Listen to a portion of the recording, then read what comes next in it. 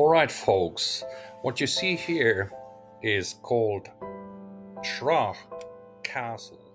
I'm not sure about the pronunciation, it's a kind of a weird word, I don't know where it derives from. But, anyways, this is actually not a castle, it's more like a tower house. There's been many built in the 1500s around Ireland. This one is, if I recall correctly, built in 1588 by one John Briscoe from Cumberland. He was an officer in the Elizabethan army. And it was destroyed fairly badly in the 1600s later by the Cromwellian campaign here in Ireland. But it's still an impressive structure from the time period. And you can see the fortifications and all these little holes here and there, which were used for defensive purposes. As you can see here, a very clear example of one of those.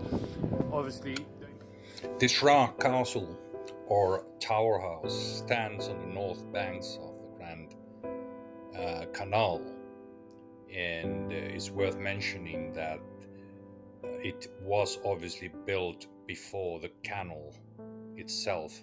The canal was built in 1700s, and it was used very extensively for a couple of hundred years, and was really important for the transportation before the appearance of the railroad system here in Ireland.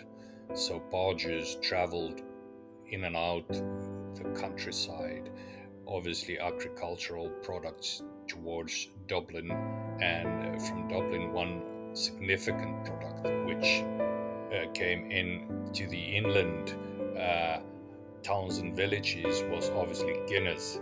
Guinness Brewery had several barges that operated on weekly basis and brought in the good stuff here inland.